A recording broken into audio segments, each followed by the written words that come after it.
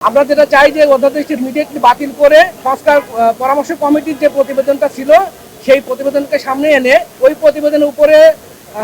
সংশ্লিষ্ট স্টেক হোল্ডারদের সাথে আলোচনা করে দেশের ভালোর জন্য, দেশের রাজস্ব ভালোর জন্য, দেশের মানুষের ভালোর জন্য যেটি যে অধ্যাদেশ জারি হবে তাতে আমাদের কোনো আপত্তি নাই। এনবিআর এর অধীনস্থ সকল দপ্তর, সেখানে আয়কর দপ্তর থাকবে, কাস্টমসের দপ্তর থাকবে এবং ভ্যাটের দপ্তর থাকবে, সকল দপ্তর আগামী 14ই মে বুধবার সকাল 10টা থেকে দুপুর 1টা পর্যন্ত, আগামী 15ই মে বৃহস্পতিবার সকাল 10টা থেকে দুপুর 3টা পর্যন্ত এবং আগামী 17ই মে শনিবার সকাল 10টা থেকে 3টা পর্যন্ত সকল স্তরের কর্মকর্তা কর্মচারী কলম বিরতি পালন করবে। সমবেত হয়েছি, এটি কারণ সম্পর্কে সুস্মিতা আপনাদেরকে পরিষ্কারভাবে বলেছেন এবং আপনারাও যেহেতু সংবাদের সাথে জড়িত আছেন, আপনারা জানেন কোন প্রেক্ষাপটে আমাদের কাজকে এখানে ধর্মঘট অবস্থান নিতে হয়েছে।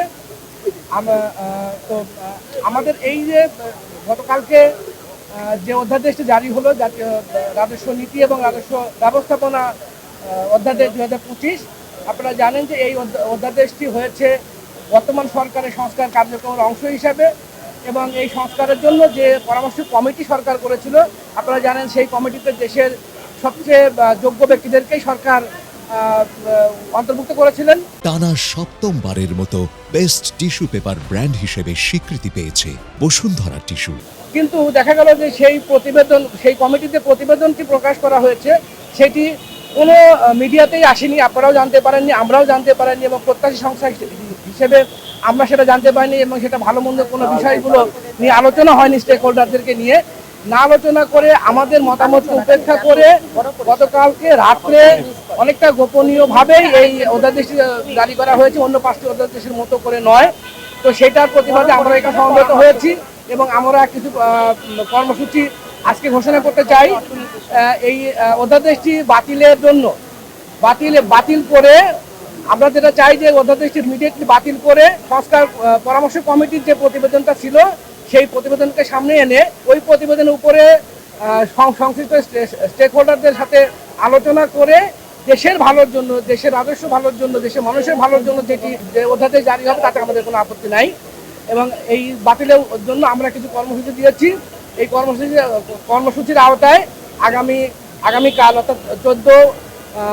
14ই মে, 15ই মে এবং 17ই মে এই 3 দিন আমাদের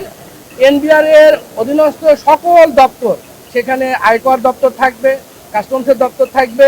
এবং ভ্যাটের দপ্তর থাকবে, সকল দপ্তর আগামী 14ই মে বুধবার সকাল 10টা থেকে দুপুর 1টা পর্যন্ত, আগামী 15ই মে বৃহস্পতিবার সকাল 10টা থেকে দুপুর 3টা পর্যন্ত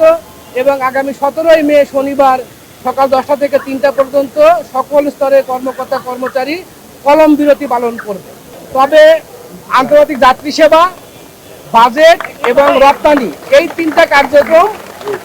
চালু থাকবে, বাকি সকল কার্যক্রম এই কলম বিরতির আওতায় বন্ধ থাকবে এবং পরবর্তী যে কর্মসূচি সেটি আমরা আগামী 17ই মে শনিবার বিকেল 3টায় ঘোষণা করব।